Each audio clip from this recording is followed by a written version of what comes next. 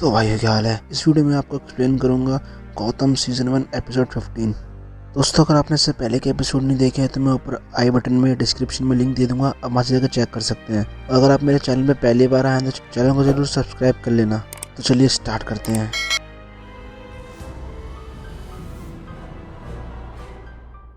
Episode की शुरुआत होती है और हमें दिखाया जाता है हमारे लास्ट एपिसोड का विलन जो लोगों के एड्रेनलिन चुरा रहा होता है। वो इस बार अपने लड़के के साथ किसी स्कूल टीचर के घर पर उसको डराने जाता है और उसको मार देता है। अब नेक्स्ट सीन में जब जिम और हार्वी वहाँ पे पहुँचते हैं उन्हें पता चलता है कि इस बंदे का भी बाकी लोगों की तरह एड्रेनल चुरा लिया गया है।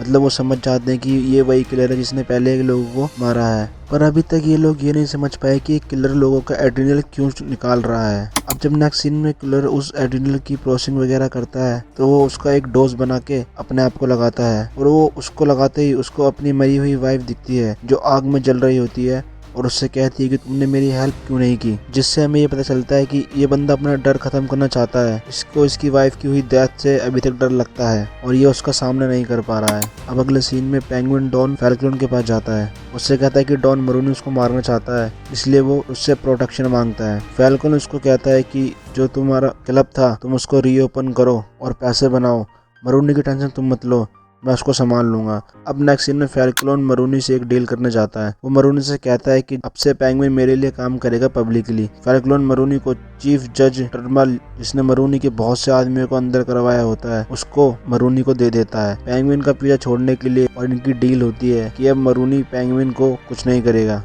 दूसरी तरफ जिम और हार्वी को पता चलता है कि ये जो मर्डरर है एक स्कूल में एक बायोलॉजी टीचर है। अब ये इसके स्कूल में जाते हैं और वहाँ पे उनकी प्रिंसिपल से बात करते हैं। वहाँ से इनको पता लगता है कि इस बंदे का नाम जर्ल्ड क्रेन है। स्कूल की प्रिंसिपल उनको बताती है कि वो एक बहुत बढ़िया टीचर होने के साथ साथ एक अच्छा फादर भी था।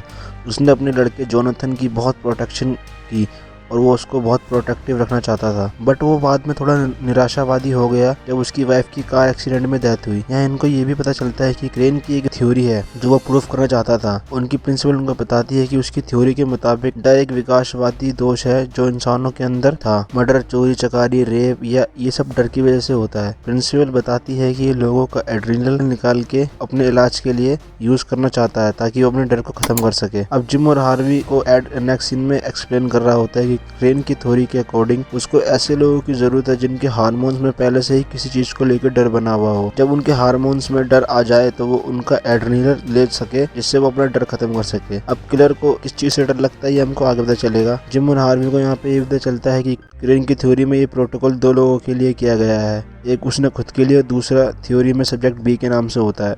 फिर हमें फिशमूनी को दिखाया जाता है। जैसे कि आपको पता है लास्ट एपिसोड में समुद्री लुटेरों ने फिशमूनी को कैद कर लिया है उसके शिप पे हमला करके। अब वो किसी एक जगह पे हम दिखाया जाता है जहाँ पे बहुत सारे लोग होते हैं। वहाँ पे फिशमूनी को भी कैद करके रखा गया है। वहाँ पे हमें उसके इंचार्ज को भी दिखाया जाता है जो बहुत ही खतरनाक होता है। फिशमूनी जो वहाँ पे उन सभी लोगों का इंचार्ज होता है उसको पटाने की कोशिश करती हुई हमें दिखाई जाती है।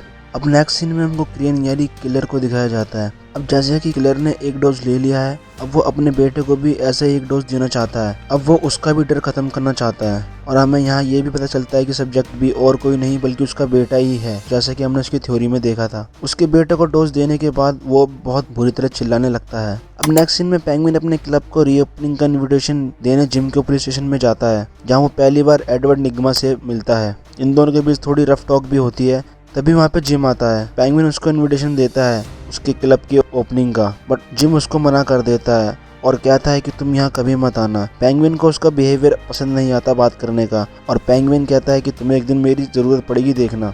अब नेक्स्ट सीन में जिम और हार्वी को पता चलता है कि क्रेन यानी किलर की वाइफ की डेथ कार एक्सीडेंट में नहीं बल्कि गवर्नमेंट रिकॉर्ड के हिसाब से उसकी डेथ घर में जलकर हुई थी। जिससे कि वो समझ जाते हैं कि क्रेन को उसकी वाइफ की डेथ का डर है। शायद वो उसको बचाने में असमर्थ रहा इसलिए वो ऐसा कर रहा है ताकि वो अपने इस डर का खुल के सामना कर सके। और उनको गवर्नमेंट रिकॉर्ड से ही उनके पुराने घर के एड्रेस भी मिलता है जहाँ पे उसकी वाइफ जलकर मरी थी। अब जिम और हार्वी वहीं पे पहुंचने के लिए निकल जाते हैं। अब नेक्स्ट सीन में ब्रूस वेन खुद को चैलेंज करने के लिए अकेला हाइकिंग पे निकल जाता है, बट वहाँ पर जाने के बाद थोड़ी देर बाद ही वो गिर जाता है और ठीक से चल भी नहीं पाता है। बट एल्फ्रेड वहाँ पे आके उसको सहारा देता है और ब्रूस एल्फ्रेड को देख के बहुत खुश हो जाता है। ब्रूस एल्फ्रेड से कहता है कि शायद अब हमें घर चलना चाहिए, पर एल्फ्रेड उसको कहता है कि हमें सनराइज देखना चाहिए जैसे कि तुम अपने फादर के साथ देखा करते थे जब तुम उनके साथ हाइकिंग पे आते थे। और ये दोनों सनराइज देख पाते हैं। अब नेक्स्ट सीन में क्रेन अपने बेटे को बहुत ही ज्यादा हैवी डोज या कह लो ओवरडोज दे देता है और एक डोज खुद भी ले लेता है। जब तक जिम और हार्वी वहाँ पे पहुंचते हैं क्रेन डोज ले चुका होता है और डोज लेने के बाद क्रेन पागल सा हो जाता है और जिम और हार्वी पे हमला करने लगता है और जिम और हार्वी को मजबूरन वहाँ पे उसको गोली चलाकर उसको मारना पड़ता है। अब उसका बेटा जोनाथन ओवरडोज के कारण वहाँ लगे कि स्कैरेक्रो को देखकर बहुत ज्यादा डेस्परेट होने लगता है और उसको देख के डरने लगता है। जिम उसको हॉस्पिटल ले जाता है। अब नेक्स्ट सीन में पेंगुइन के क्लब की रीओपनिंग की सेरेमनी में मरूनी भी आया होता है और उनको कहता है कि तुम तब तक ही जिंदा हो जब तक डॉन फैल्कोन जिंदा है। जिस दिन डॉन फैल्कोन मर गया समझ लेना उस दिन तुम भी मर गए। अब यहाँ पे उसको धमकी देकर चला जाता है। अब नेक्स्ट सीन में हमें फिशमूनी को दिखाया जाता है। फिशमूनी के अलावा जितने भी कैदी होते हैं उन सबका जो इंचार्ज होता है,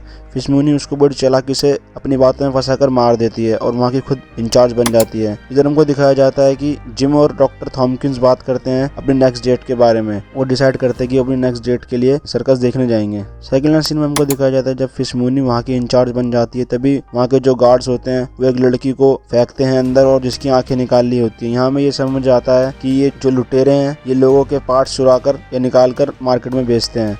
अब लास्ट सीन में जब जिम डॉक्टर से जॉनसन के बारे में पूछता है तो डॉक्टर उसको बताता है कि ओवरडोज की वजह से इसके दिमाग अब पूरी तरह से आउट ऑफ कंट्रोल हो चुका है और उसका डर बहुत ज्यादा बढ़ गया है। और लास्ट सीन में हमको दिखाया जाता है कि जोनाथन को वही स्कैरेक्रो देख रहा होता है जिसको देख के वो बहुत ज्यादा डरने लगता है। यहीं पे एपिसोड खत्म होता है। दोस्तों आपको ये एपिसोड कैसा लगा मुझे कमेंट में जरूर बताना। अगर आपको वीडियो पसंद आई तो दोस्तों वीडियो को लाइक जरूर कर देना। चैनल पे पहली बार आया तो दोस्तों मेरे चैनल को जरूर सब्सक्राइब कर देना जिससे मुझे बहुत मोटिवेशन मिलती है। दोस्तों मिलते हैं आपसे नेक्स्ट वीडियो में, तब तक के लिए बाय।